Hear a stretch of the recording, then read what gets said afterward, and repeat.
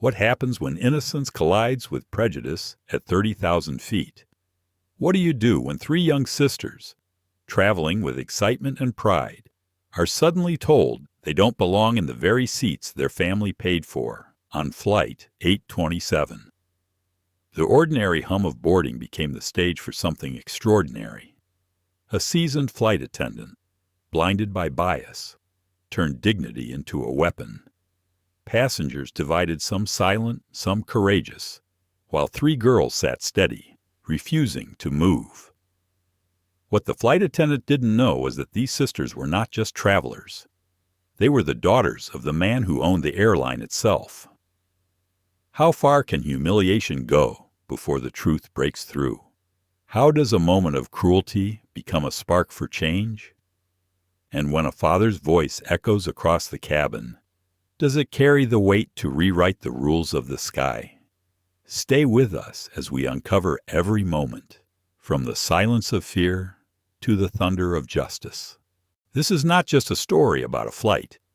It is about who we are when the world is watching. If you believe dignity should never be negotiable, make sure to like, share, and subscribe before we take off into this unforgettable story. The terminal buzzed with the usual symphony of rolling suitcases, boarding calls echoing overhead, and the faint hiss of espresso machines from the nearby cafe. Aurora Skies Airlines Flight 827 bound for San Francisco had begun boarding at Gate 47. The Boeing 787 Dreamliner stood outside the wide glass window, its white fuselage glowing softly under the late afternoon sun. It looked calm, almost serene, belying the turbulence that was about to erupt inside its cabin. Three sisters stood near the boarding lane, identical in age but distinct in expression. Ariana Johnson held her boarding pass in one hand, posture straight, her eyes calm but alert. She was only 12, but her composure made her seem older. Beside her, Brielle adjusted the strap of her backpack, a slim tablet tucked under her arm like a shield. She kept glancing at the screen, as if taking notes even in this moment. Chloe, the youngest by just a few minutes, clutched a paperback novel and hummed quietly, her curls bouncing as she rocked on her heels. They looked like any other children traveling together until you noticed the confidence in their stride, the way they carried themselves not as intruders in this space, but as rightful passengers. The boarding agent scanned their passes with the usual beep, no hesitation, no issues. "Enjoy your flight," she said warmly. And so they stepped into the jet bridge, the air growing cooler, the metallic hum of the plane's systems filling their ears. Inside the aircraft, the cabin smelled faintly of coffee and disinfectant. Overhead, bins clacked as passengers stored carry-ons. The three girls moved with purpose toward the front, weaving past businessmen in suits, a couple with a toddler, and an elderly woman adjusting her shawl. Their destination was the first-class cabin, row 1, seats 1A, 1B, and 1C. Chloe's eyes widened at the spacious leather seats, the folded blankets, the water bottles waiting on each console. She whispered, "It feels like a hotel lobby in the sky." Brielle smiled faintly, but stayed quiet, already noting the details, the seat controls, the touchscreen monitors, the safety cards neatly tucked away. Ariana simply placed her carry-on under the seat and sat, her posture steady, as if she had done this 100 times before.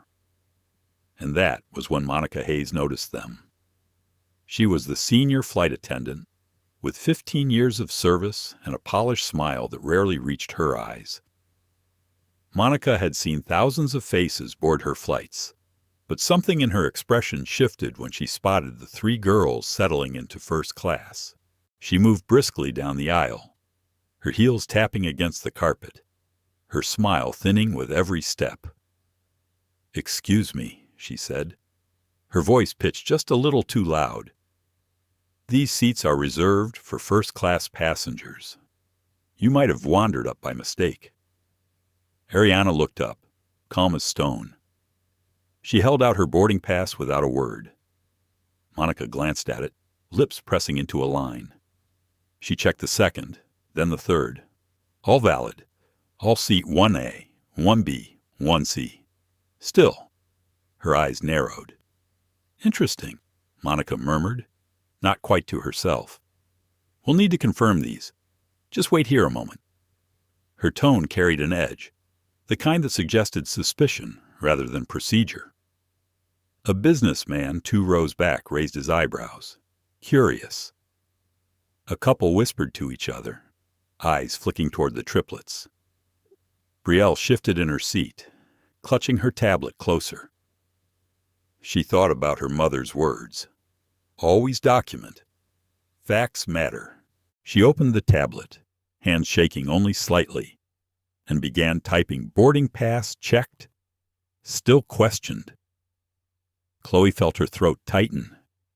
She wanted to disappear into the seat, vanish into the noise of the cabin. But Ariana placed a steady hand on her sister's arm. A quiet signal. Hold steady. Don't give them the reaction they expect. Monica returned after conferring with another attendant near the galley. She smiled again, brittle and sharp. "Girls, these seats are very expensive. Sometimes mistakes happen with bookings. Are you sure these aren't upgrades or vouchers?" The words floated into the cabin, loud enough for at least 3 rows to hear. The whispering grew. Chloe lowered her head. Brielle typed faster. Ariana inhaled, slow and deep. She met Monica's gaze and answered softly. "We belong here." The statement was simple, but the clarity in her tone turned heads. A few passengers glanced away, embarrassed. Others leaned in, sensing the start of a confrontation. The atmosphere shifted, tension settling like static in the air. Monica straightened, her professional mask slipping for a fraction of a second. Her eyes flashed irritation, maybe even contempt, before the practiced smile returned. "I'll need to speak with my supervisor about this. Don't get too comfortable." She turned and walked back toward the galley, her steps sharp. The 3 sisters sat in silence. Ariana's jaw tightened. Brielle wrote, "Supervisor called. Pretext unclear." Chloe blinked fast, trying to keep tears from forming. Around them, passengers pretended to scroll through phones or adjust seatbelts, but the air buzzed with curiosity. A businessman with silver hair whispered, "What's the world coming to?" A younger woman across the aisle frowned, muttering, "They're just kids." A journalist in seat 2B, Daniel Ortiz, angled his phone discreetly, already recording a short clip. The chime sounded overhead. Boarding complete. Cabin crew, prepare for departure. Yet the story had only just begun. As the aircraft door closed, Monica reappeared, Supervisor Stephen Clark in tow. His expression was neutral, maybe wary, maybe resigned. Passengers straightened, eager for the show. The 3 sisters exchanged glances, a silent pact passing between them. "Hold your ground," Ariana thought. "This isn't just about us. It's about what people like her think they can get away with when no one challenges them." The engines hummed louder, vibrating through the floor. The cabin dimmed slightly as the lights shifted for takeoff. But inside row 1, the storm was already brewing. The Dreamliner rolled slowly away from the gate, engines building their deep-throated hum as the safety video began to play across the seatback screens. Flight 827 should have felt like any other journey routine announcements, polite smiles, the familiar ritual of travel. But for Ariana, Brielle, and Chloe Johnson, the cabin was no longer neutral space. It felt like a stage, and they were the unwilling performers under a spotlight they had not asked for. Monica Hayes lingered near the galley even as her colleagues prepared for takeoff. She spoke to Stephen Clark in hushed tones, her manicured hands slicing the air in sharp gestures. Stephen looked uncomfortable, adjusting his tie, glancing toward row 1, then back to Monica. Passengers noticed. Daniel Ortiz, the journalist in 2B, tilted his phone slightly, pretending to read messages while quietly recording their body language. When the seatbelt sign pinged and the aircraft lifted into the sky, the sisters exchanged quick glances. Ariana's face remained steady, but her fingers pressed tightly into the armrest. Brielle tapped her tablet, writing her own transcript of events so far. Chloe stared out the window at the shrinking skyline of New York, trying to calm the knot in her stomach. The moment the chime signaled, it was safe to move. Monica strode down the aisle. She stopped in front of the girls' row, her expression crisp, her voice carrying easily. "I've spoken with my supervisor," she announced. "There seems to be some confusion about your tickets. First-class seats are highly restricted. Mistakes happen, especially with online bookings. Could you please show me your boarding passes again?" Her words were dipped in courtesy, but laced with something sharper, the kind of tone that says, "I don't believe you." Ariana handed over her pass calmly, her eyes never leaving Monica's face. Monica looked at it, nodded once, then turned to Brielle. "And yours?" She scrutinized the pass as though searching for a forgery. Finally, she held out her hand to Chloe. Chloe hesitated, clutching the paper tighter. "You already checked it," she said softly. "Rules are rules," Monica replied, her smile tight. "I need to verify each one." Reluctantly, Chloe handed it over. Monica examined it with exaggerated care before returning all 3. She placed her hands on her hips. "Well, they do say first class, but it's unusual, isn't it? 3 children traveling alone up here? Most kids sit in coach with their parents." A murmur rippled through the cabin. The businessman in 3A shook his head. Grace Lee, a young mother across the aisle, frowned. "They showed you the tickets," she said quietly. Monica ignored her. "I'll need to check with ground staff whether these were complimentary upgrades or misfiled. For now, please remain seated. But understand that this may not be your final assignment." Her words carried like a judgment. Passengers leaned in, whispering. Chloe felt her chest tighten. She wanted to cry, but forced the tears back. Brielle typed furiously on her tablet. "Requested tickets again. Suggested coach seats. Ground staff to be contacted." Ariana inhaled slowly, then released it. Her voice was calm, but firm. "We bought these tickets. We belong here." The simplicity of the statement drew a few stares. Thomas Blake, the silver-haired frequent flyer in 3C, scoffed aloud. "This is ridiculous," he muttered. "First class is meant for paying customers, not for kids playing dress-up." Grace turned to him sharply.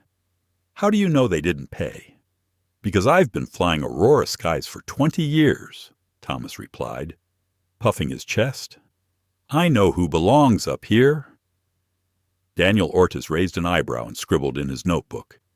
He had covered stories of subtle discrimination before, but rarely had it unfolded so nakedly in front of dozens of witnesses at 35,000 feet.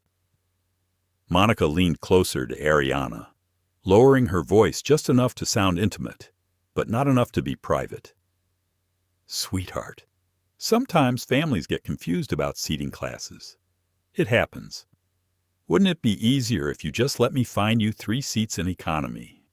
You'd be more comfortable with kids your own age."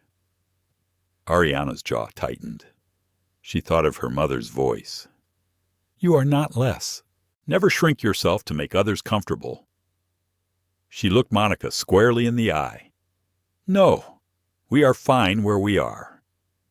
The firmness in her tone made Monica blink.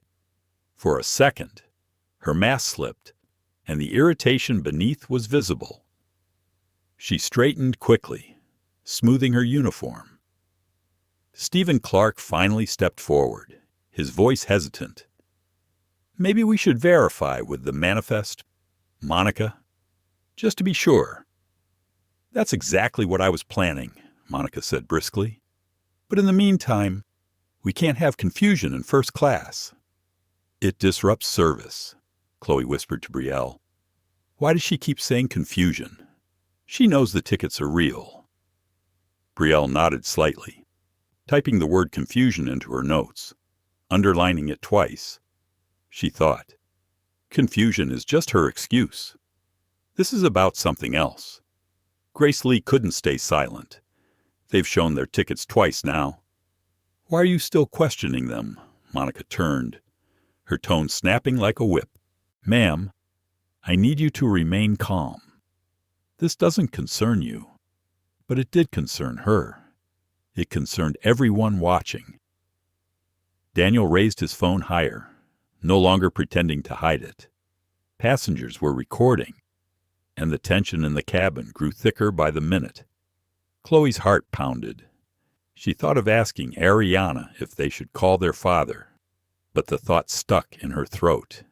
She didn't want to be the reason things escalated further. Yet inside, a storm raged. Why do they always look at us like we don't belong? Why do we have to prove what's already true? The hum of the engines filled the silence that followed.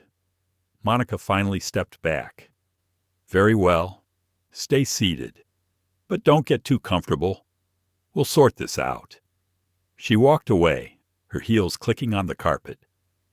Stephen followed reluctantly, casting one last glance at the sisters. Ariana closed her eyes, forcing herself to breathe evenly. "Stay calm. Don't give her power over your emotions." She opened them again and whispered to her sisters, "We're not moving. No matter what she says, we stay." Brielle nodded, her fingers still flying over the tablet. Chloe bit her lip and clutched her book tighter. Around them, the cabin buzzed with low conversation. Grace whispered words of encouragement across the aisle. Thomas Blake muttered to the businessman beside him, "It's a circus. First class isn't what it used to be."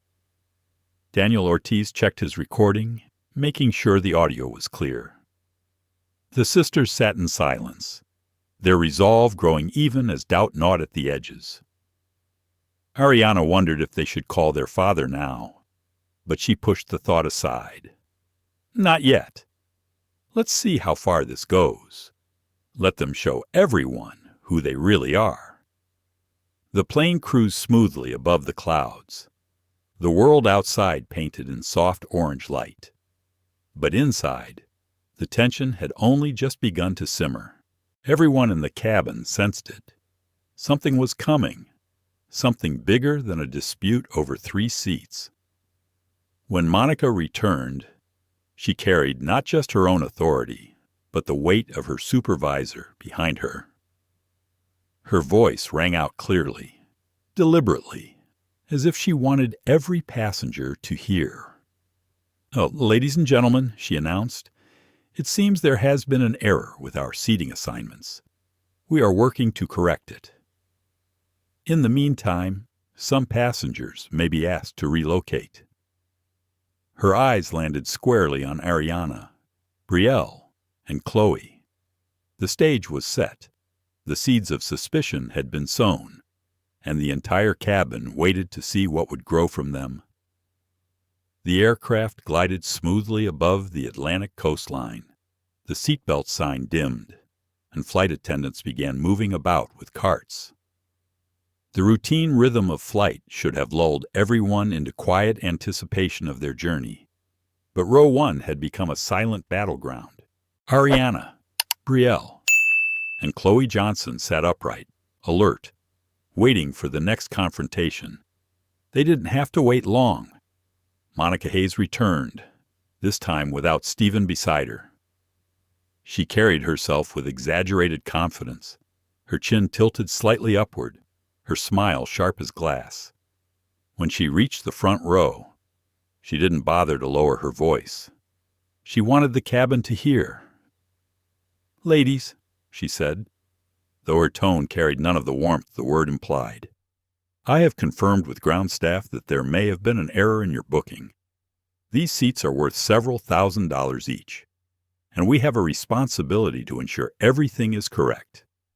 Mistakes happen, and when they do, they need to be corrected." The cabin hushed, passengers leaning in. Brielle gripped her tablet tighter. Chloe's heart pounded against her ribs. Ariana simply folded her hands in her lap, eyes steady. "You may have been assigned these seats by accident," Monica continued. "It's possible your tickets were supposed to be in economy. I'd like you to collect your belongings so we can reseat you where you'll be more appropriately placed." The words landed like stones. Chloe's face flushed hot, her throat tight. She glanced at her sisters, searching for strength. Brielle typed with quick strokes, "Told us seats are too valuable. Ordered us to move. Public humiliation." Ariana's voice came quiet but firm. "These are our seats. We showed you our boarding passes. Twice." Monica's smile didn't falter, but her eyes hardened. "Sweetheart, don't make this more difficult than it needs to be. We have passengers who belong in first class, and I cannot hold their service back because of confusion. You'll be much happier in economy. Trust me." The phrase cut deeper than it appeared. Passengers exchanged glances. A few murmured their disapproval. Grace Lee, across the aisle, shook her head. "They belong right here. I saw their tickets myself." Thomas Blake leaned back with a smirk. "Finally someone is sorting this nonsense out," he muttered, not quietly enough. Daniel Ortiz angled his phone higher, the small red light on his recording app glowing. He knew exactly what he was witnessing. Chloe wanted to disappear. The sting of humiliation was sharp, sharper than anything she had felt before. She imagined every pair of eyes on her, judging, doubting, silently asking if she was an imposter. Her stomach churned. She wanted to cry, but Ariana's presence beside her steadied her. Ariana radiated calm, like a lighthouse holding firm against crashing waves. "Ma'am," Ariana said, her voice slow and deliberate, "we are not moving. These tickets were bought. They are ours. We will stay." A hush followed, heavy and charged. Monica's mask cracked for a moment, irritation flashing openly. She crouched slightly, leaning in close enough that her words were meant to sound like a private conversation, though her volume carried. "Listen to me, little girl," she hissed softly. "You do not understand how this works. People in this section pay for a certain standard. You can't just take up space because you want to. That's not how the world works." Chloe gasped, the air catching in her chest. Brielle's eyes widened. Ariana blinked once, then slowly lifted her chin. "The world works on fairness," she replied evenly, "not on how you think we look." The cabin erupted into whispers. Grace Lee's mouth fell open. Even the businessman in 3A seemed unsettled. Daniel Ortiz scribbled in his notebook, the scratch of his pen urgent. Monica straightened, her professional veneer slipping entirely now. "Enough," she snapped. "You're being disruptive. If you do not comply, I'll have to involve security when we land." Her words were like sparks thrown into dry grass. The atmosphere caught fire. Passengers began speaking openly now. "This is absurd," Grace said, raising her voice. "They've done nothing wrong." "They're kids," another passenger added. Thomas Blake rolled his eyes. "Kids who don't know their place. She's right, first class is being diluted. Standards are slipping. That's racism, someone countered sharply. The debate rippled through the cabin, dividing it like a courtroom. Some defended the girls, some sided with Monica, others shrank into silence, unwilling to get involved. Chloe sat frozen, shame and fury battling in her chest. She wanted to shout, to defend herself, but the lump in her throat held her silent. Inside, her thoughts screamed, "Why us? Why always us? Why do they see mistakes when they see our faces?" Brielle reached for her hand under the armrest, a silent connection. She whispered, "Document everything. That's how truth wins." Her tablet glowed faintly, the words appearing like evidence etched in real time. Ariana sat forward, her eyes never leaving Monica's.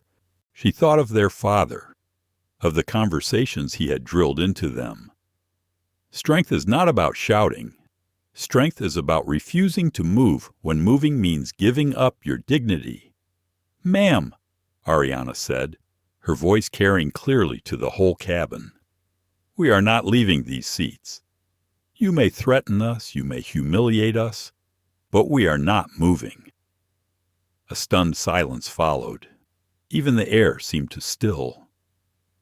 Then the murmurs rose again, louder this time, charged with energy. Passengers fumbled with their phones, recording openly.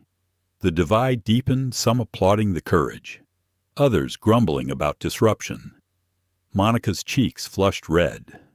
For the first time, her voice trembled.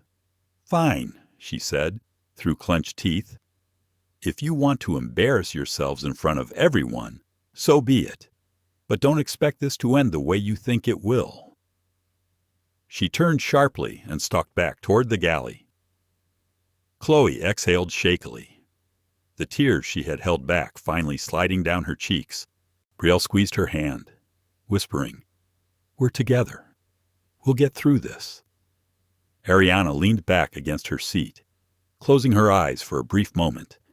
Inside, her thoughts swirled. Should I call Dad now? Or wait? If I wait, we prove our strength. If I call, we stop this before it gets worse. But maybe it has to get worse before the truth can be seen. When she opened her eyes again, the decision was not yet made. But one thing was certain. The humiliation had already been burned into the cabin's memory. Every passenger had witnessed it. Every phone that recorded it carried evidence. And outside, far beyond the cabin walls, a storm was waiting to erupt once the world saw what had happened 35,000 feet above the ground.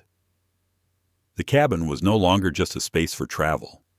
It had become a stage where every gesture, every whisper, every phone held at chest height carried the weight of judgment.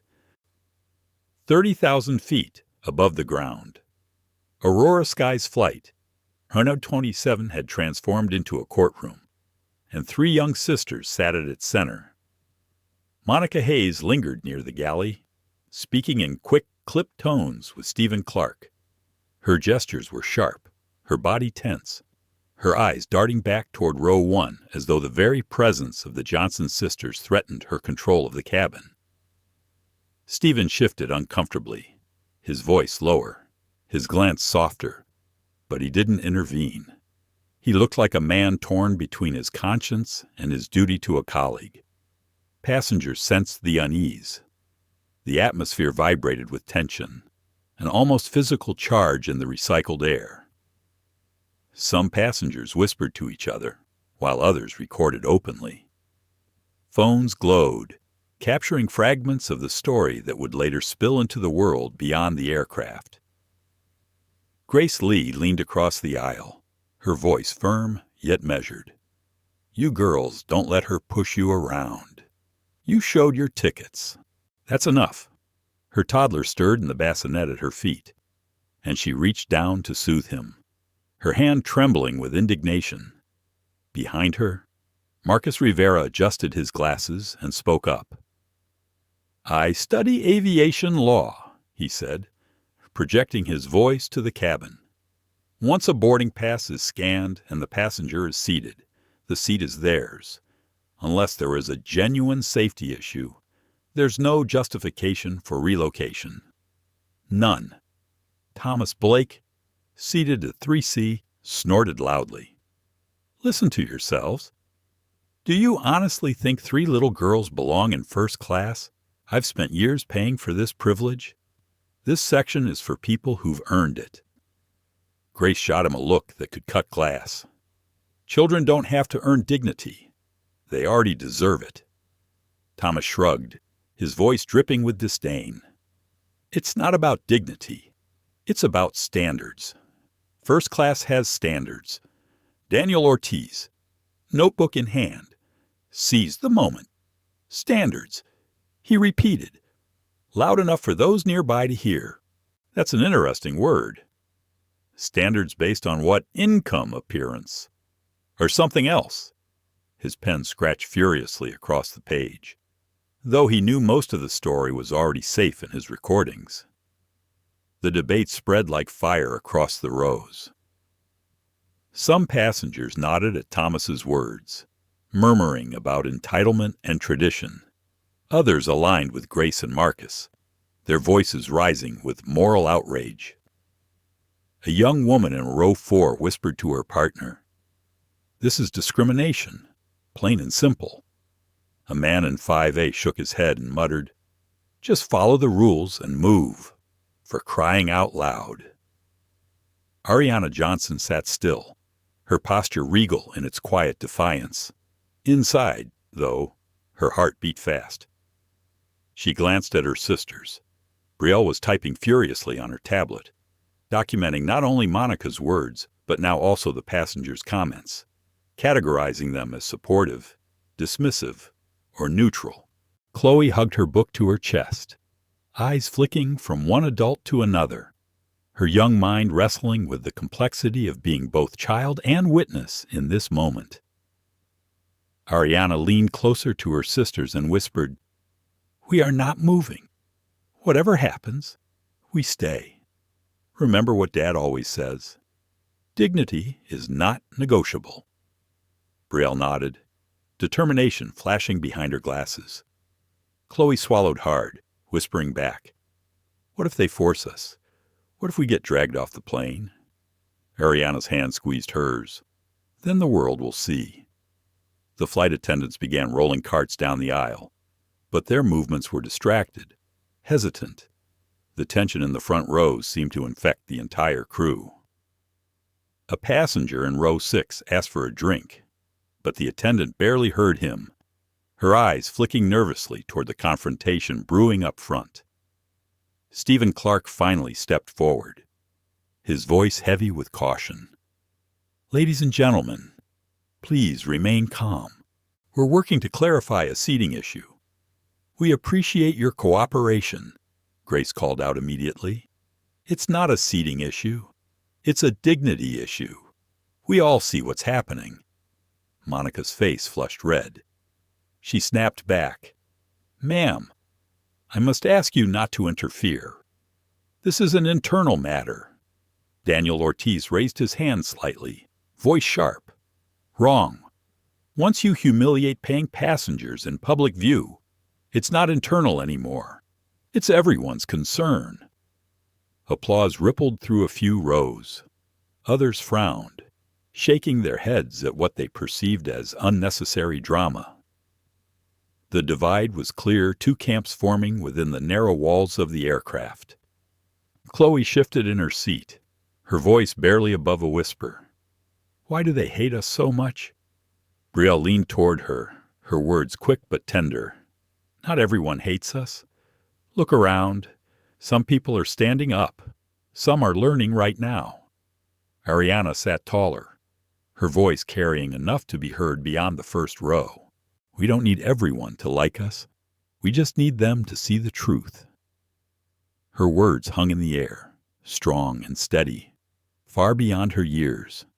Passengers went quiet, some out of shame, others in awe.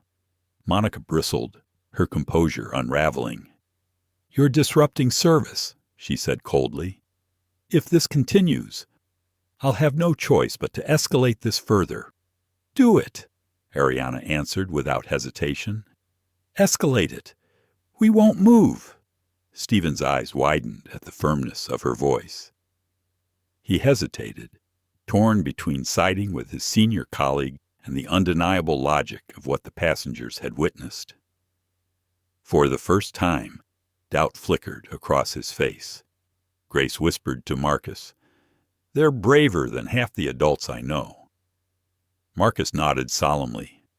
Bravery doesn't wait for adulthood. It shows up when it's needed. The engines roared outside as the plane cut smoothly through the clouds, but inside the cabin, the turbulence was human. Two narratives collided, one of authority abused, the other of dignity defended.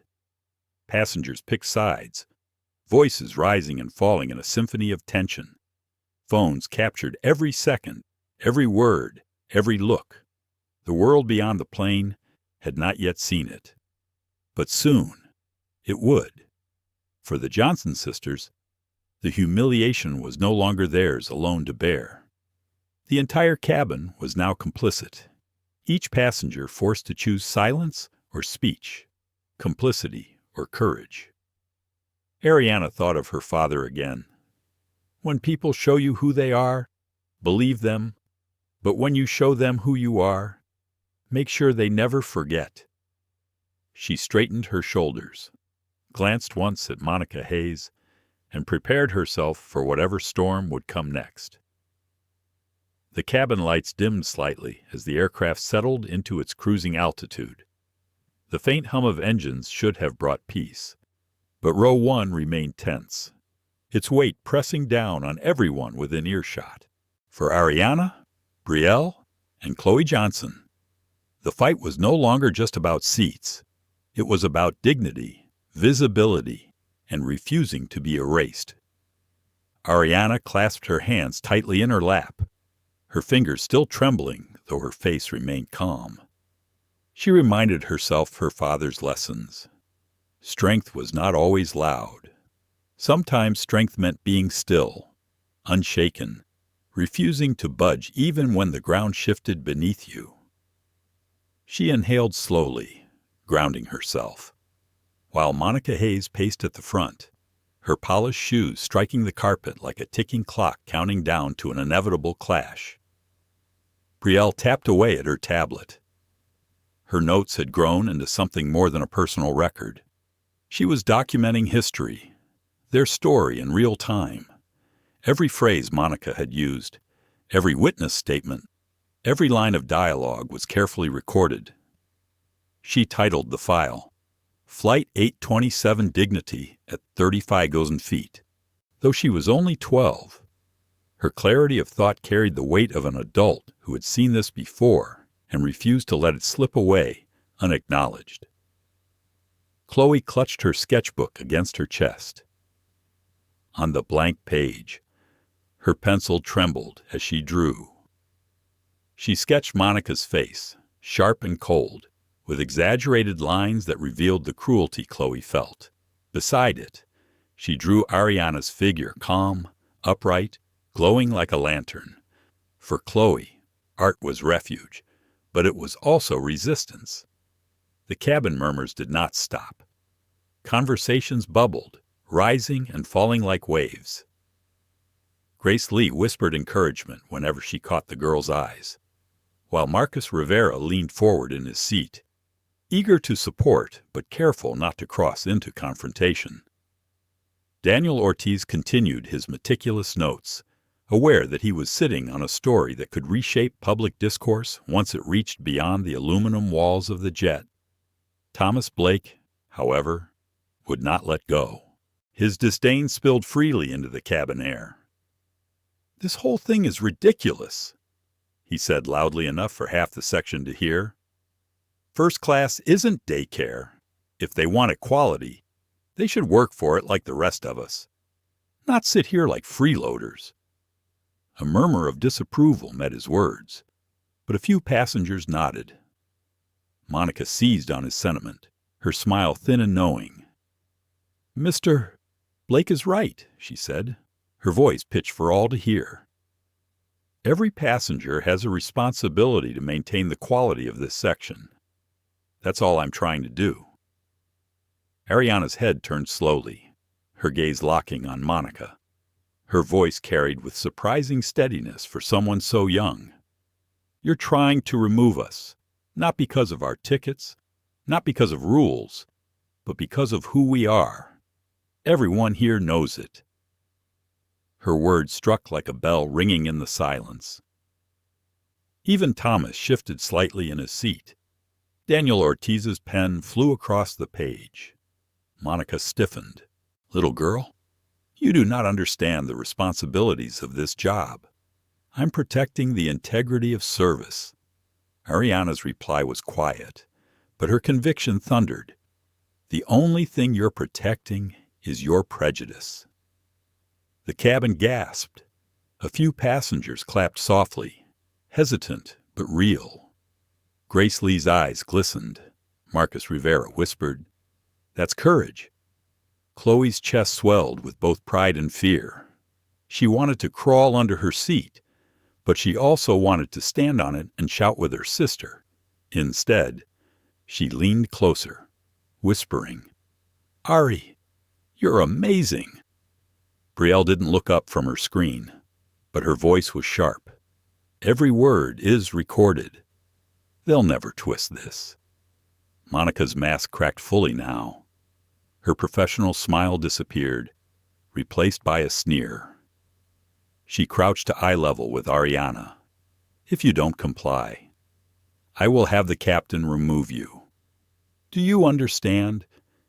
You may think you're strong now, but once the authorities are involved, you'll regret this." Ariana blinked slowly, then leaned forward just enough so only Monica could hear. "If you call the captain, you'll regret it more." The words were not shouted. They were whispered, yet their power radiated. Ariana herself wasn't entirely sure where the confidence came from. Maybe from her father's unwavering strength. Maybe from the quiet fire that burned within her. Whatever the source, Monica seemed rattled. She stood quickly, her face blotched with anger. Stephen Clark finally intervened. His voice shook as he addressed Monica. "Perhaps we should step back. Give them space." "This has escalated enough," Monica snapped. "You're undermining me. I'm protecting the airline," Stephen said quietly. His gaze slid toward the passengers, who were now openly recording. "This is already out of control." Monica glared at him but said nothing. She stalked back to the galley, leaving Stephen standing awkwardly at the front, his hands clasped behind his back. For a few precious minutes, calm returned. The girls exhaled together, a silent synchronization of relief. But Ariana knew the storm wasn't over. She could feel Monica's rage simmering, waiting for the right moment to erupt again. Chloe whispered, "Do you think she'll actually bring the captain?" Brielle responded without hesitation, "If she does, it'll only make things worse for her." Ariana's thoughts churned. Should she call their father now? She pictured his voice, calm and steady, instructing her on what to do. But she hesitated. This was their battle. Maybe they needed to endure a little longer, to prove their strength before handing it over to the adults. Her heart battled her mind, doubt colliding with resolve. The cabin itself seemed split down the middle.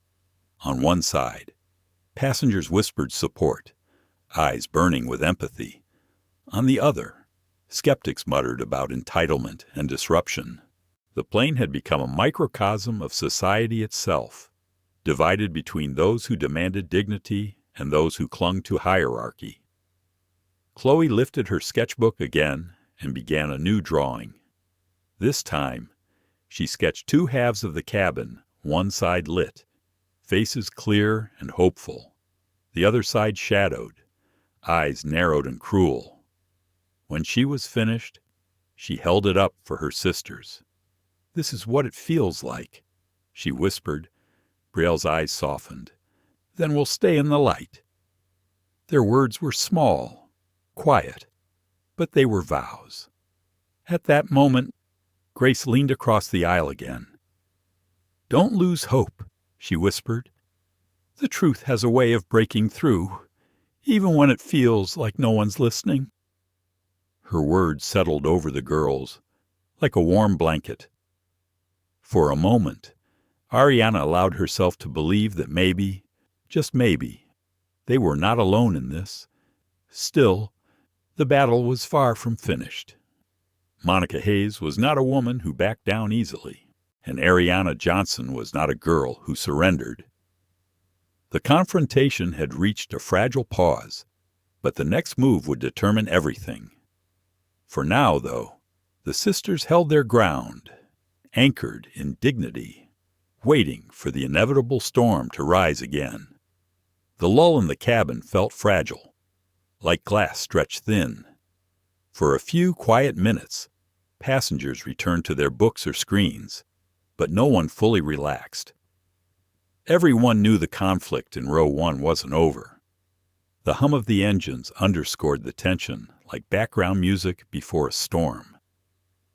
Monica Hayes stood near the galley, her jaw tight, her eyes flicking from the passengers' phones back to the triplets.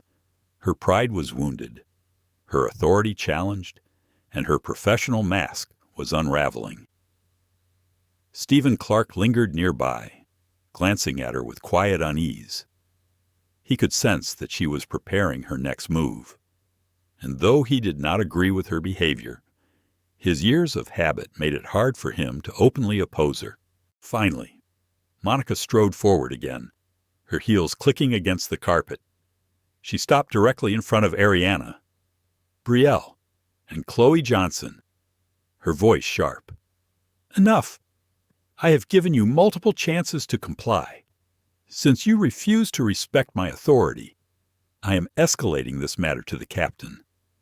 When he arrives, you will not have the luxury of defiance. Gasps rippled through the nearby rows. Grace Lee shook her head in disbelief. Marcus Rivera muttered, She's digging her own grave.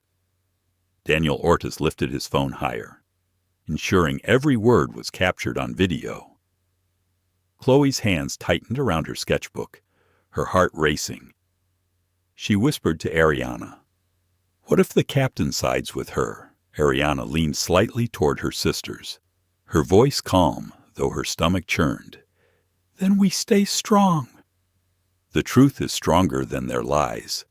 Brielle typed furiously into her tablet. Captain called in. Escalation confirmed. Evidence continues. She paused to glance at Monica, her eyes sharp behind her glasses. Every word she says is a nail in her own coffin. Monica pressed the interphone button on the bulkhead and spoke in a clipped tone. Captain, please make your way to the first-class cabin. Passenger compliance issue. Immediate attention required. The words echoed through the quiet cabin. Passengers exchanged glances. Some leaned forward in anticipation. Others shook their heads, clearly uncomfortable with the confrontation escalating even further. Moments later, the cockpit door opened, and Captain Edward Marshall emerged.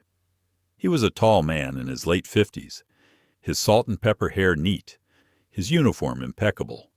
His presence carried authority, and his eyes swept the cabin with the practiced calm of someone used to diffusing turbulence not just in the skies, but among people. What seems to be the problem here, he asked, his tone even. Though his eyes narrowed slightly at the tension in the room, Monica stepped forward quickly, seizing control of the narrative before anyone else could speak. Captain, these 3 young passengers were mistakenly placed in first class. I have asked them repeatedly to relocate to economy where they belong, but they refuse to comply. Their behavior is disruptive and disrespectful to the crew. Her words rang clear, but the murmurs of disapproval that followed were louder. Grace Lee immediately raised her voice. That's not true. They showed their tickets. I saw them with my own eyes. Marcus Rivera chimed in. She's lying. Captain, I study aviation law. Their seats are valid. This is discrimination. Plain and simple. Captain Marshall frowned, turning his gaze toward Ariana. Young lady, do you have your boarding passes with you without hesitation? Ariana reached into her bag and produced the 3 passes. Her hands were steady as she handed them over. The captain examined them closely, his eyes scanning the details. After a long pause, he nodded. These tickets are legitimate. They belong in these seats. The cabin exhaled collectively. Relief rippled across those who supported the sisters. Chloe felt tears prick her eyes, but she held them back, clinging to her sister's strength. Brielle quickly noted the captain's acknowledgement on her tablet. But Monica did not relent. Captain, with all due respect, first class has standards. These children don't fit. Their behavior has been combative, and their presence is disturbing the peace of this section. Her words landed heavily, and for a moment, the captain hesitated. He looked at Monica, then at the sisters, then at the passengers watching closely. The weight of the moment pressed on him. He could side with his crew, preserving the hierarchy, or he could stand by the truth laid bare before him. Daniel Ortiz spoke up, his journalist instincts kicking in. Captain, the only disturbance here is the humiliation of these girls. It's been recorded from start to finish. If you side with injustice now, you'll be siding against the evidence, and the world will see it. The words hit like a gavel striking. Phones lifted higher. The atmosphere thickened. Captain Marshall straightened, his expression hardening. He handed the boarding passes back to Ariana. You 3 are entitled to these seats. That's final. Relief washed over Ariana, though she didn't allow herself to show it fully. She simply inclined her head, her composure unshaken. Thank you, Captain, she said softly. Chloe let out a shaky breath, whispering, I thought he might believe her. Brielle touched her arm. Truth cuts through lies. Always, Monica, however, was not done. Her voice rose, shrill and unrestrained. Captain, you don't understand. This isn't just about tickets. It's about protecting the experience for passengers who belong here. Her words ignited immediate outrage. Grace Lee shouted, They belong here. They paid for their seats like anyone else. Thomas Blake clapped sarcastically. Bravo! Let's lower the bar all the way down. Why not just hand out first-class tickets for free? Shut up. Thomas. Someone in row 4 snapped. You're embarrassing yourself. The cabin roared with divided voices, the atmosphere now a battlefield of ideology. On one side, passengers demanded dignity and fairness. On the other, whispers of elitism and exclusion lingered. Captain Marshall raised his hand for silence. That's enough. The matter is settled. These passengers remain in their seats.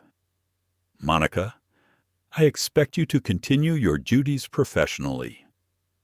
Monica's face flushed crimson. For a brief second, it looked as though she might argue further, but the steel in the captain's voice stopped her. She spun on her heel and stormed back toward the galley, her authority crumbling in front of everyone. Stephen Clark lingered a moment, his eyes soft with quiet apology as he glanced at the sisters. He said nothing, but the flicker of guilt in his expression spoke volumes. The cabin slowly quieted, though the divide remained palpable. Ariana leaned back in her seat, exhaling softly. Brielle's hands shook as she typed, her notes swelling with every detail. Chloe stared out the window, her reflection faint against the endless blue sky. wondering why justice always seemed to take so much effort, why dignity was something they had to fight to prove. Still, they had not moved. They had held their ground. And now, even the captain had validated their right to be there. But Ariana knew this was not the end. The humiliation had already spread through the cabin like wildfire, and phones had captured every moment. Soon, the storm would break outside these walls, and when it did, the fight for dignity would no longer be confined to row 1 of Flight 827. By the time Captain Marshall returned to the cockpit, the hum of the engines was nearly drowned out by the quiet clicks of camera shutters and the buzz of recording apps. The confrontation in row 1 was no longer confined to the walls of Flight 827. It was already beginning its migration into the digital bloodstream of the outside world. Daniel Ortiz uploaded the first clip before the captain had even closed the cockpit door. His hands moved with the speed of instinct, trimming the file and writing a caption that would ignite attention. Flight 827. 3 young girls harassed in first class for the color of their skin. Airline crew refuses to acknowledge their rights. Watch. He hesitated only briefly before pressing upload. Within seconds, the video pulsed out into the world, a ripple destined to become a wave. Grace Lee, too, recorded. Though she wasn't a journalist, she knew injustice when she saw it, and she refused to let her son grow up in a world where silence was the default. Her video carried a mother's outrage. She whispered into the camera as she recorded Monica's tirade. "Look at this. They're just children, 12 years old, sitting in the seats their family paid for. And this woman is telling them they don't belong." 2 rows back, a young passenger named Lila Gomez was already live streaming.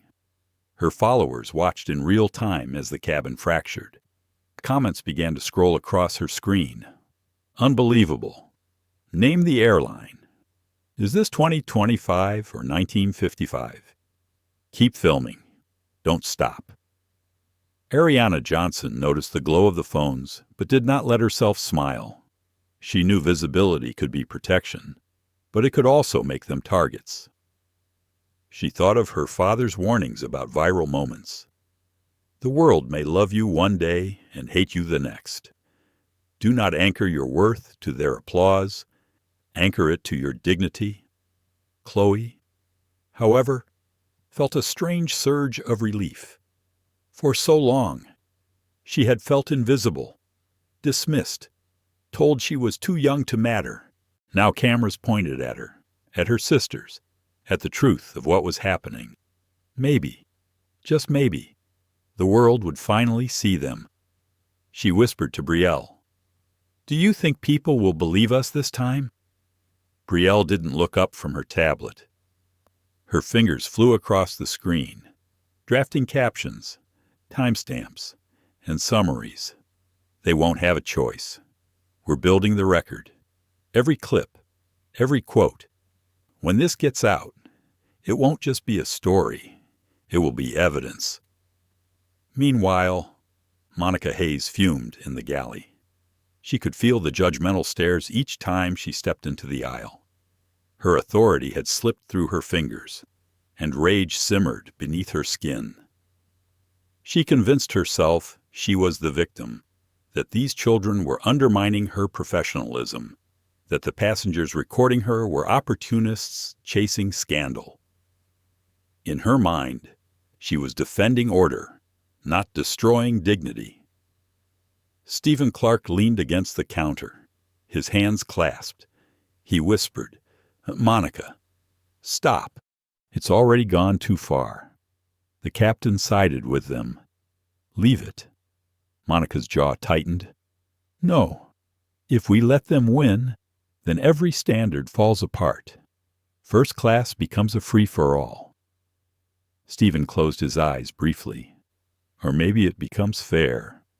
The words hung in the narrow galley. Monica turned away, unwilling to consider them. Back in row 1, the sisters sat in a fragile calm. Chloe sketched again, this time drawing 3 small flames surrounded by darkness. She titled it Unshaken. Brielle's notes had grown into nearly a manifesto. Ariana, though still and quiet, was lost in thought. She considered calling their father now. A single call could bring down an avalanche of consequences, but she hesitated. Maybe the world needed to see the injustice in full before it ended. Passengers debated openly, their words spilling into the recordings. "This is blatant discrimination," one said. "No, it's just a misunderstanding," countered another. "Misunderstandings don't sound like that," Grace replied sharply. The arguments became part of the digital trail, layered evidence of a society split down the middle. By the time the aircraft crossed into central airspace, Daniel Ortiz's first clip had already reached 500,000 views. Comment threads exploded, activist groups picked it up, influencers amplified it, and hashtags began to trend. Flight 201, they belong. Bosch Dignity 35K. Newsrooms caught wind. Producers scrambled, assigning interns to pull clips from live streams and tweets. Headlines drafted themselves. Airline under fire for targeting black children in first class. Viral video raises questions about bias at 35,000 feet. Ariana had no idea how quickly things were moving, but she felt the shift in the cabin. Passengers glanced at their phones and then back at her with widening eyes. Some looked guilty for not speaking sooner. Others looked vindicated for having stood up. Thomas Blake scrolled furiously, his jaw tightening as he realized his dismissive comments had also been captured and were now circulating online. "Fantastic," he muttered under his breath. "Now I'll be the villain in their little drama." "You made yourself the villain," Grace retorted coldly. Chloe overheard and whispered. "The truth always leaks out," Brielle added without looking up. "And once it leaks, it floods." Monica returned to the aisle once more, her face pale now, her earlier arrogance cracked by the weight of the passengers' stares. She tried to resume service, offering drinks, but few accepted. Most turned away. Some recorded silently, their lenses tracking her every move. Her authority had not only slipped, it had shattered. Stephen approached the sisters quietly, his voice low. "I'm sorry," he said.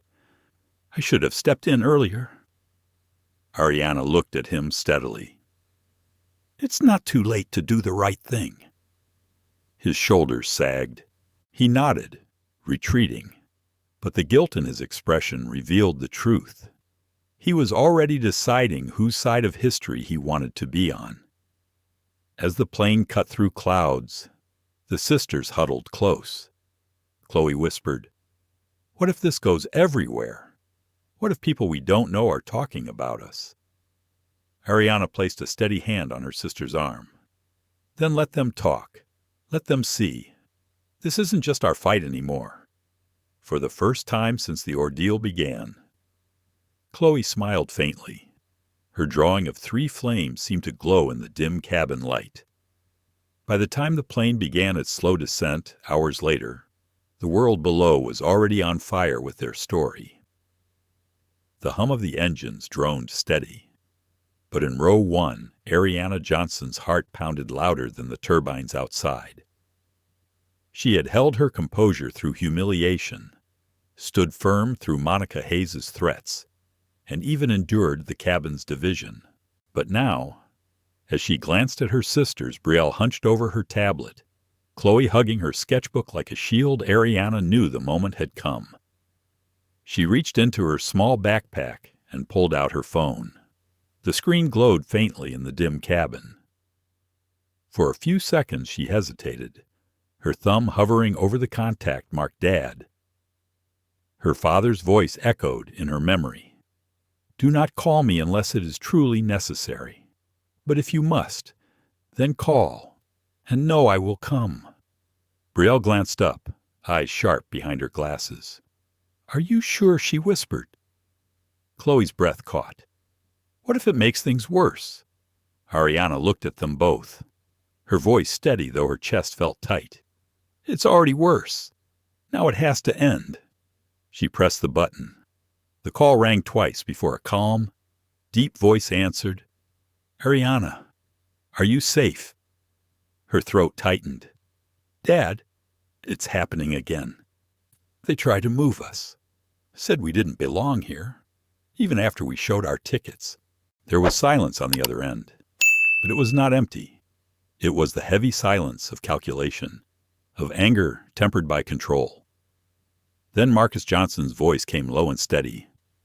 Are your sisters with you? Yes. Are you hurt?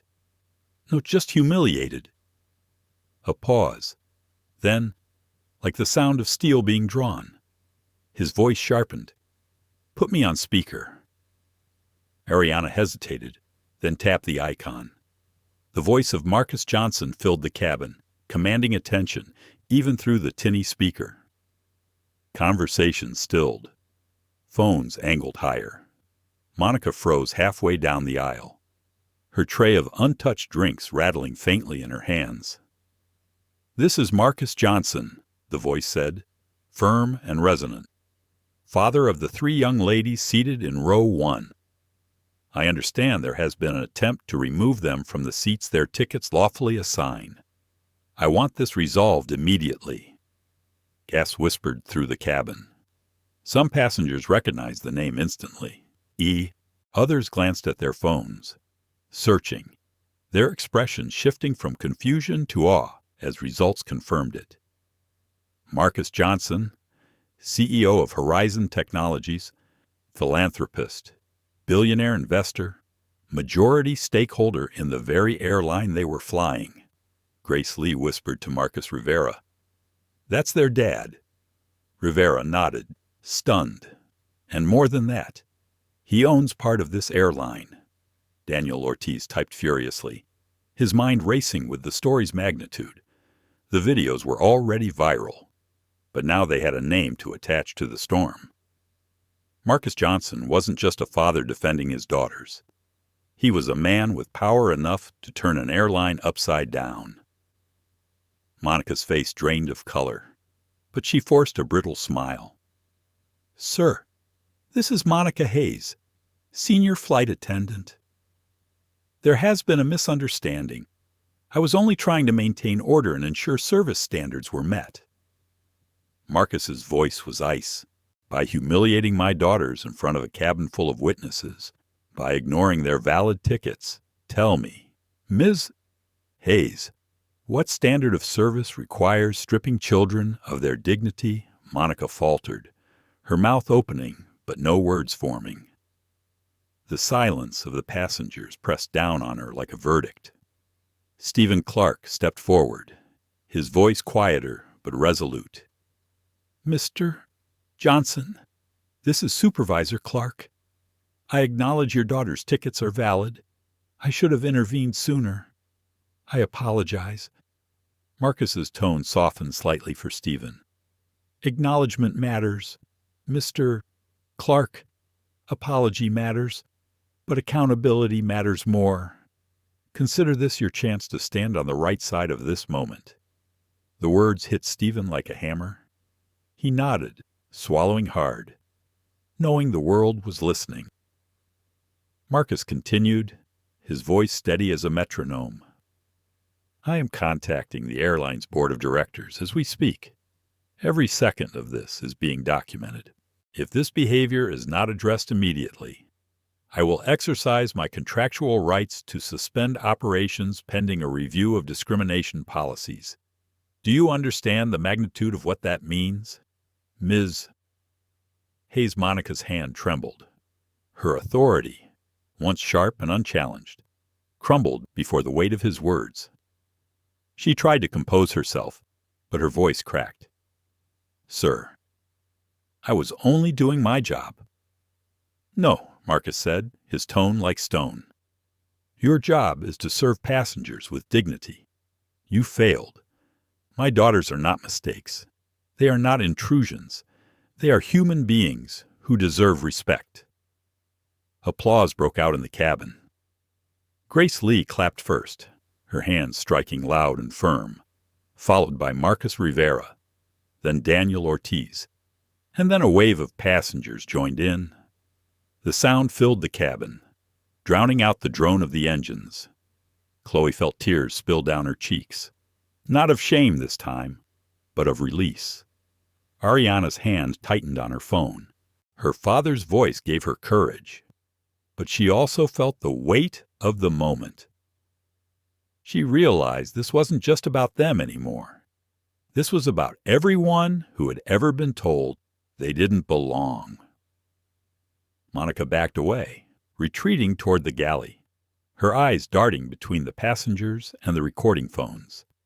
Her career, once secure, now teetered on the edge of collapse. Marcus's voice softened slightly as he addressed his daughters. Ariana, Brielle, Chloe, you are strong, you are seen, and you are loved. Hold your heads high. Do not let anyone steal your dignity. Yes, Dad, Ariana whispered, her voice steady though her eyes shimmered. Brielle typed the words into her tablet. Hold your heads high. Do not let anyone steal your dignity.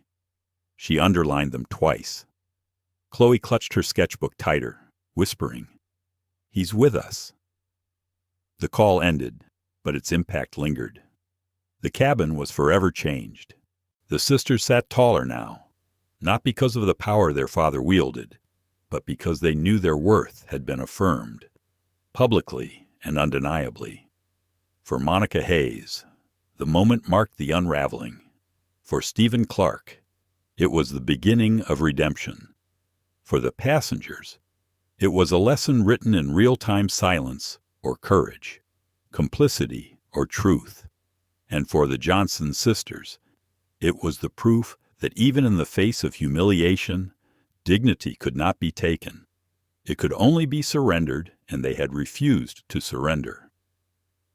For a few long minutes after Marcus Johnson's voice faded from the cabin speakers, silence wrapped around row one like a heavy blanket. The sisters sat taller, their father's words echoing in their ears, their humiliation burned away by the certainty that someone had finally named the truth out loud. Monica Hayes remained near the galley, her hands trembling as she rearranged cups that did not need rearranging. Her once confident stride had been replaced by stiff, staccato movements. She could feel the stairs burning holes in her back. She could feel the glow of phones following her every gesture. She knew that beyond this cabin, beyond this plane, her actions had already taken on a life of their own. Passengers whispered, their voices carrying judgment. Did you hear who their father is? One said. The CEO himself. Another shook her head. Even if he weren't, what she did was disgusting. Grace Lee leaned forward, her voice rising so others could hear. We all saw it. She humiliated those girls for no reason. That's not service. That's cruelty, Marcus Rivera added. And now it's on record. Once we land, this airline will have to answer. Daniel Ortiz quietly filmed Monica as she paced, his phone angled discreetly. He didn't need to add commentary. The footage spoke for itself. The world loved villains and heroes. And here they both sat, 30,000 feet in the air. Chloe whispered to Oriana, Do you think she's scared? Ariana glanced toward the galley, her expression calm. She should be, but scared doesn't erase what she did. Brielle tapped at her tablet, adding the latest notes. Authority collapsing. Witnesses united. Cabin no longer silent. She paused, then typed another line. Justice takes root when silence breaks. The engines roared steadily, but inside the plane, the atmosphere had shifted. The sisters were no longer isolated. The passengers, once divided, were beginning to tilt toward their side. Thomas Blake, however, remained stubborn. He adjusted his cufflinks and spoke loudly. trying to reclaim control of the narrative. Everyone's being dramatic. She was just doing her job. Standards are there for a reason. If you don't like it, fly economy. Grace turned on him sharply. Standards. What standard says children should be told? They don't belong because of how they look. You keep saying standards when what you mean is privilege. Thomas smirked. Spoken like someone who doesn't understand how the world works. Marcus Rivera's voice cut in. No. Spoken like someone who does. The world has been built on bias for too long. This is the crack in it. Passengers applauded softly. Thomas shrank back in his seat, his cheeks flushing red. His arrogance no longer played well in the room. Monica, hearing the applause, stiffened. She emerged from the galley, her face pale, but her words sharp. Ladies and gentlemen, I must remind you that disruptive behavior is not tolerated on board. Please remain calm and allow the crew to do their jobs. Grace stood up. Her baby stirred, but remained quiet. Her voice was steady as she addressed Monica directly. The only disruption came from you. You tried to strip dignity from 3 young girls who had every right to their seats. We won't be silent about that. The cabin erupted in murmurs of agreement. A businessman in row 5 raised his phone and said, "We're already not silent. The world is watching." Monica's lips trembled, but she pressed forward. "If you don't stop interfering, I will involve security when we land." The threat fell flat. Daniel Ortiz laughed softly, his pen tapping against his notebook. "Do you hear yourself? You want to call security on passengers because they refuse to be humiliated? That won't end how you think." The ripple of laughter that followed sealed the moment. Monica's authority had fractured entirely. Stephen Clark finally stepped forward, his face pale but resolute. He spoke loudly enough for the cabin to hear. "As supervisor, I need to make something clear. The Johnson sisters are entitled to their seats. The captain has confirmed it. Any further attempt to move them will not be tolerated. Service will continue, but it will be respectful. That is final." Gasps, then applause filled the cabin. Monica froze, staring at Stephen as though he had betrayed her. "You can't undermine me like this," she hissed under her breath. Stephen met her eyes evenly. "I'm not undermining you. I'm correcting you."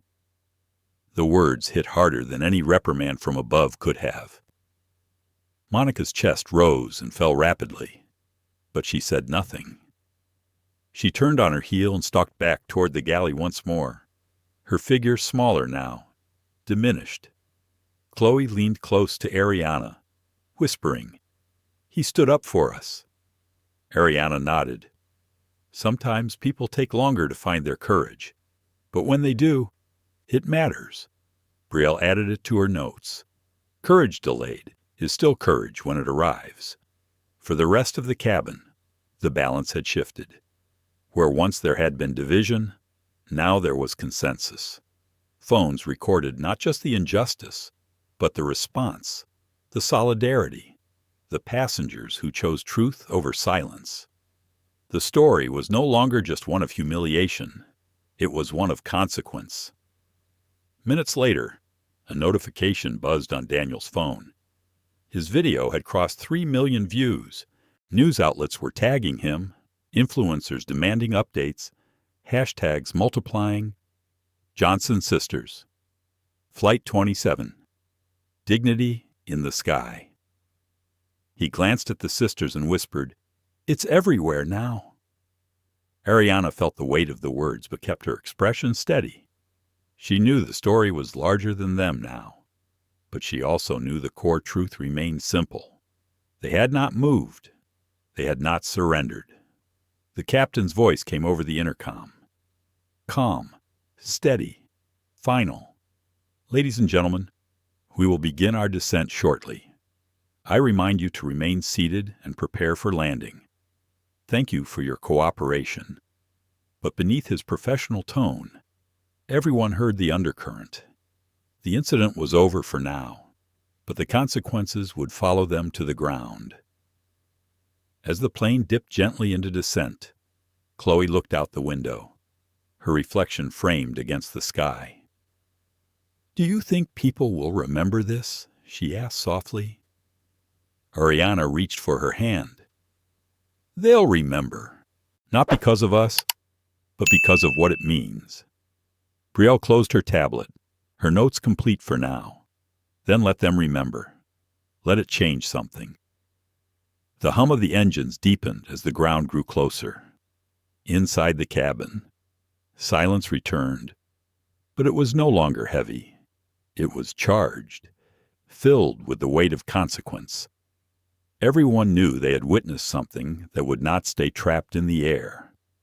The sisters sat taller, their dignity intact, as the plane began its descent toward a world already waiting for the story that had unfolded in the sky. The wheels touched down on the San Francisco runway, with a shudder that rippled through the cabin. Passengers straightened in their seats, but the usual rush of anticipation that accompanies arrival was absent. Instead, there was a collective awareness that the true turbulence was yet to come. The air was charged with the weight of what had unfolded above the clouds. Ariana glanced toward her sisters. Brielle clutched her tablet to her chest as if it were a shield, while Chloe stared out the window, her reflection pale but steady. They had not spoken much since the captain's announcement of descent, but they did not need words. Their bond was wordless, forged in the crucible of humiliation and defense, tempered now by their father's voice echoing in their ears. As the plane rolled to the gate, Monica Hayes remained rooted in the galley, her face drained of color. She knew every moment was being watched, recorded, remembered. The applause from earlier still rang in her head like a bell she could not silence. She replayed her own words in fragments. "You don't belong here. Show me your ticket again. Maybe economy is better for you." Each sentence, once a weapon, now felt like a curse she had cast upon herself. Stephen Clark avoided her gaze. His decision to contradict her mid-flight had shifted everything. It had broken her authority, but it had also liberated him. For the first time in years, he had chosen what was right instead of what was convenient. The relief mingled with dread. He knew there would be consequences for him too, but he no longer feared them as much as he feared the regret of silence. The seatbelt sign chimed off. Passengers rose, retrieving bags. Their chatter filled not with mundane talk of traffic and connections, but with the story that had consumed them all. Phones pinged with notifications. Some passengers gasped at the headlines already breaking on news feeds. Aurora Sky's Flight 827 incident goes viral. CEO's daughters targeted midair. Video shows. Discrimination at 30,000 feet.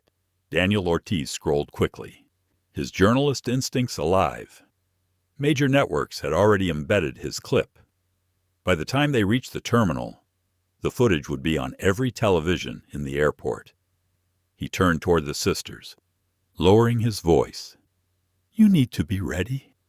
The world is waiting outside that door." Ariana lifted her chin. "We're not hiding," Chloe whispered. "But we didn't ask for this." Brielle's voice was quiet but firm. "Sometimes stories choose us." The doors opened with a hiss, and the cabin filled with the familiar metallic voice of the purser announcing, "Welcome to San Francisco International Airport. For your safety, please remain seated until directed." Yet the words felt hollow. Nobody felt safe from the storm about to break. Uniformed security officers entered the cabin. Gasps rippled through the passengers. But these were not the menacing figures Monica had imagined would haul away defiant travelers. These officers moved with deliberate calm, their expressions serious. One stepped forward, a woman with a badge clipped neatly to her vest. She addressed the cabin in a clear voice. "We have been instructed by corporate leadership to meet with specific crew members and passengers involved in an incident on board. We will escort individuals as necessary. All other passengers, thank you for your patience." Every head turned toward Monica. Her knees buckled slightly. She attempted to step forward, to explain, but words caught in her throat. Finally she managed, "This is a misunderstanding. I was enforcing policy. They are just children. They—" The officer raised her hand. "Ma'am, you will have the opportunity to provide your statement. For now, please come with us." Monica's lips parted, but no sound emerged. The silence of the cabin condemned her more than any word could. She gathered her belongings with trembling hands. As she walked down the aisle flanked by security, passengers raised their phones again. Some whispered harshly, others openly said, "Good riddance." Grace Lee squeezed her child gently, murmuring, "That's what accountability looks like." Thomas Blake shifted uncomfortably, his earlier bravado gone. He avoided eye contact. Suddenly small among the witnesses who had united against him, Stephen Clark remained in his jump seat, head bowed. He was not escorted off, but he knew his reckoning would come in meetings and memos. Yet even in his dread, there was a spark of peace. He had drawn a line, and he would live with it. The sisters rose at last. As they stepped into the aisle, passengers applauded not the thunderous applause of entertainment, but a slow, deliberate rhythm of solidarity. Ariana held her sister's hands, guiding them toward the exit like a captain steering through rough seas. The jet bridge was crowded with cameras and reporters already tipped off by the viral storm. Bright lights flashed. Microphones reached. Voices shouted questions. "Ariana, Brielle, Chloe, how do you feel? Did you know your father was watching? What do you want people to understand about what happened?" The girls paused, unsure. Their youth was undeniable. They were 12, after all. Yet in that moment, they carried themselves with a poise that silenced even the most aggressive reporter. Ariana spoke first, her voice calm but steady. "We want people to understand that we didn't do anything wrong. We had our tickets. We had our seats. We were treated unfairly because of how we look. That should never happen to anyone, anywhere." Brielle lifted her tablet, the screen glowing with her meticulous notes. "I wrote down everything that happened. Not just the words, but the feelings in this cabin. People tried to defend us, and people tried to silence us. What matters is that the truth is written, and we will not erase it." Chloe's voice was softer, tinged with emotion. "I don't want other kids to feel the way we felt up there. Nobody should feel invisible." The reporters jotted. Cameras clicked. Live streams surged. Their words were already being broadcast around the globe. Then a deeper voice resonated from beyond the crowd. Jonathan Johnson, their father, stepped forward at last. Tall, composed, dressed in the quiet elegance of leadership. He carried none of the aggression of a corporate titan. His presence alone parted the throng. He placed a hand gently on Ariana's shoulder and addressed the reporters directly. "These are my daughters. What happened today is not just about them. It is about every passenger who has ever been told they do not belong. It is about dignity in the sky, and dignity cannot be negotiable. As CEO of Aurora Skies Airlines, I am personally launching an immediate investigation. Staff involved will be held accountable. Policies will be reviewed, rewritten, and enforced with transparency. And as a father, I promise you this: no child, no person, should ever be humiliated at 30,000 feet. His words landed with the gravity of law. The reporters erupted with questions, but Jonathan raised his hand gently. This is not a press conference. It is a promise. The work begins now. He guided his daughters past the flashing cameras, through the terminal, into the protective circle of his security and staff. Yet even as they walked, Ariana could feel the world watching. She knew this was bigger than them now. It was history in motion, and they had been its unwilling sparks. Behind them, passengers streamed out, murmuring about the events they had witnessed. Some were already composing social media posts, others calling family to recount the surreal flight. A movement was brewing, not in conference rooms, but in the corridors of airports and the timelines of millions. And in the galley of the plane, now emptied, Monica Hayes sat in a small security office, her career unraveling before her eyes. For the first time, she realized the truth that Ariana had spoken scared does not erase what you did. The stage was set. The reckoning had only begun. The boardroom of Aurora Sky's headquarters gleamed with glass and steel, perched high above the city like a watchtower. The view of San Francisco Bay stretched wide and glittering, but no one at the long mahogany table was looking outside. Every executive sat tense, hands folded, eyes darting toward the man at the head of the table. Jonathan Johnson had not raised his voice since stepping into the room. He did not need to. The weight of his silence carried more authority than anger ever could. His daughters were safe at home, shielded by family, but the memory of their humiliation was fresh in his mind. The video had been replayed across every major network. Hashtags had climbed to the top of social media trends. Politicians, celebrities, and even competing airlines had commented. Aurora Skies was no longer just an airline. It was the headline of a global conversation. The chief operating officer, Margaret Shaw, cleared her throat nervously. Jonathan, we've prepared a draft statement for the press.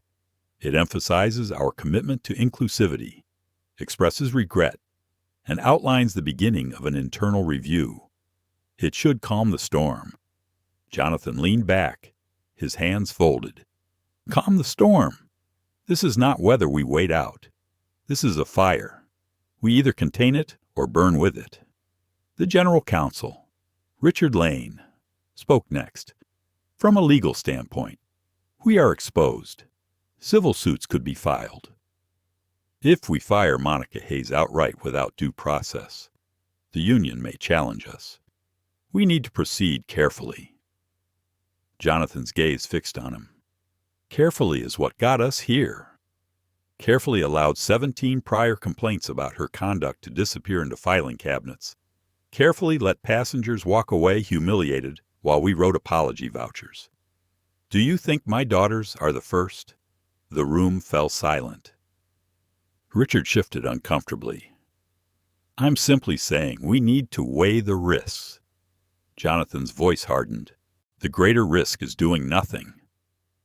At the far end of the table, the Chief Human Resources Officer, Elaine Porter, spoke softly but with conviction. Jonathan is right. This isn't just about one flight attendant. It's systemic. We've tolerated bias under the guise of discretion for too long. We need new structures, new accountability, not patches, but reform. Jonathan nodded. Then we begin here and now. Effective immediately. Monica Hayes is suspended pending termination. Stephen Clark will face disciplinary review, not for speaking up, but for failing to act until passengers forced his hand. Every complaint lodged in the last 5 years will be reopened and reviewed by an independent panel. We will publish the results publicly. Gasps and murmurs circled the table. Margaret leaned forward. Publicly. that could devastate our reputation. Jonathan's voice was calm but implacable. Our reputation is already devastated. The only way to rebuild trust is through transparency. If people believe we hide, we are finished. If people see us confront the truth, we have a chance. Daniel Ortiz's footage played silently on the monitor behind them. The image of Monica confronting Ariana, Brielle, and Chloe froze on the screen, her expression hard, their faces stricken. No one could look for long. Jonathan rose from his chair and walked slowly to the window. His reflection hovered in the glass. The city sprawled below. He spoke as if to himself, yet the room hung on every word. When I was a boy, my grandmother told me stories of traveling across states where signs told her where she could not sit, eat, or rest. She told me the hardest part wasn't the rules. It was the looks from people who thought she didn't belong. Today my daughters inherited that look, and it came from our own staff. That will not happen again. He turned back. His eyes were steady, his voice controlled. But a fire burned underneath. We will launch the Dignity in the Sky initiative. Mandatory bias training for every employee, from pilots to ticket clerks. A 24-hour hotline for passengers, staffed by independent auditors. Real-time incident reporting on every flight. Metrics tied to executive compensation. If dignity fails, paychecks fail. Do I make myself clear? The executives exchanged glances. No one dared object. Margaret finally nodded. It will be done. Elaine allowed herself a small smile. This could change everything. Not just here, but across the industry. Jonathan returned to his seat. It must, because if it doesn't, then Aurora Skies does not deserve to fly. The meeting stretched for hours, filled with details, strategies, contingency plans.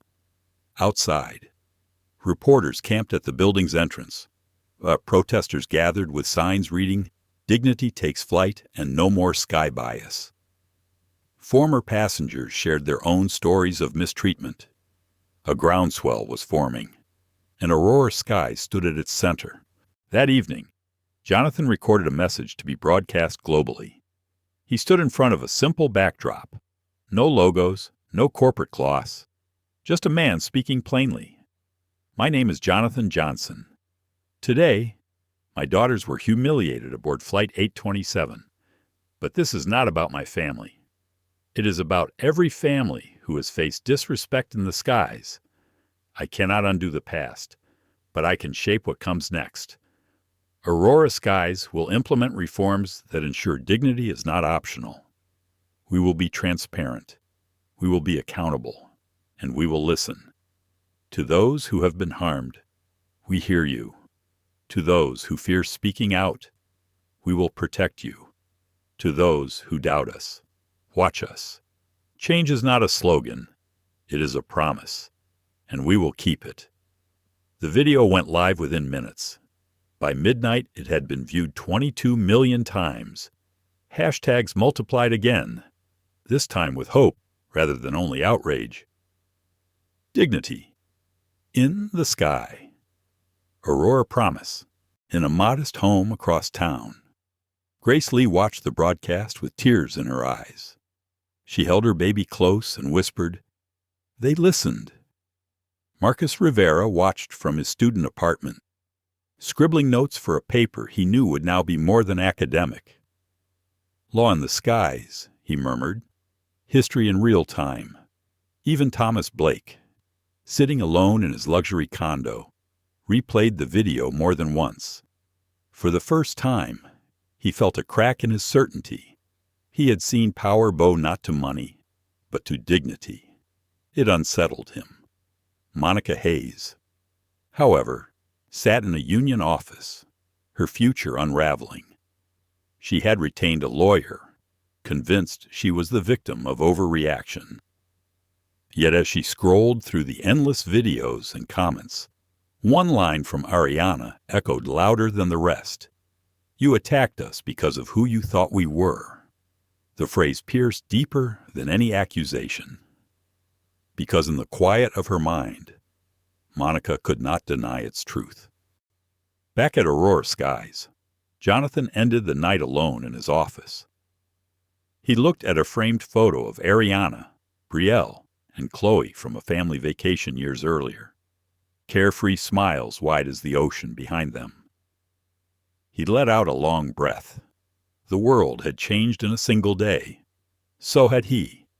And in the silence of that office, he whispered the words his grandmother once told him. Dignity is not given, it is claimed. The storm had not ended, but for the first time, he believed it could clear. San Francisco dawned with a crisp clarity the morning after Flight 827 landed. News vans crowded outside Aurora Skies headquarters, anchors delivering live updates against a backdrop of signs and chanting voices. The story had outgrown the airline. It was no longer just about three sisters or a disgraced flight attendant. It had become a mirror reflecting something larger, the question of who is allowed to belong. Inside the Johnson household, the sisters sat at the kitchen table with cereal bowls half finished, their eyes glued to the television. The screen flashed images of their own faces, replaying over and over. Ariana frowned at the footage. I still can't believe that's us. Brielle balanced her tablet on the table, her notes filling with bullet points. It is us, but it's also not just us. Look at the people posting their own stories. They're connecting what happened to us with what happened to them. Chloe hugged her knees, her voice soft but insistent. I don't want to be famous for being hurt. I want people to remember what we said after. That dignity matters. Their father stepped into the room, his tie loosened from another long night. Jonathan Johnson listened before speaking. You don't get to choose how history remembers you, but you can shape what it remembers. That's what today is about.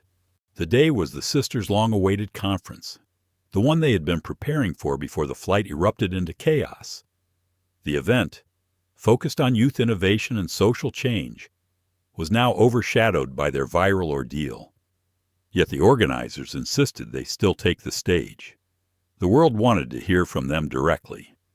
At the convention center, reporters swarmed the entrance. Security ushered the family inside.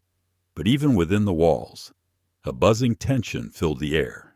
Students, teachers, and activists packed the hall, waiting. When the sisters appeared, applause thundered. Ariana approached the podium first.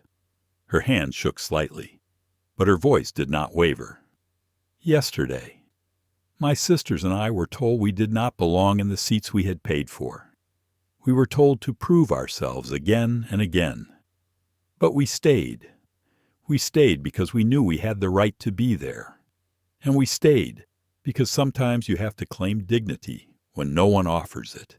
The hall grew quiet, the weight of her words hanging in the air. Brielle followed, lifting her tablet high. I wrote everything down. The words, the looks, the silence, the support. It matters that we remember. It matters that we do not pretend it was just a misunderstanding. It matters that we see patterns for what they are. And it matters that we change them. Then Chloe stepped up, her voice trembling at first, but gathering strength. I was scared, but I don't want anyone else to feel the way I felt. Dignity is not extra. It's not optional. It should come with the ticket. It should come with being human. The hall erupted with applause, cheers echoing like waves. Many in the audience stood, some wiping away tears. Daniel Ortiz, watching from the back, scribbled furiously in his notebook. He knew he was witnessing the kind of moment that would be quoted for decades, not just covered in tomorrow's papers. Grace Lee, with her child nestled in her arms, wept openly.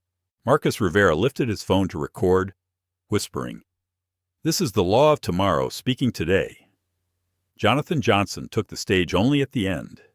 He did not overshadow his daughters, but amplified them. They have spoken truth, and I will not add to it, only act on it. Aurora skies will enshrine their words in policy. Dignity is not optional, it is the core of flight. And we will hold ourselves to that standard, not because it looks good, but because it is right. The reforms announced days earlier accelerated with lightning speed. The Dignity in the Sky initiative rolled out across all hubs. Training programs filled classrooms with staff confronting their biases head-on.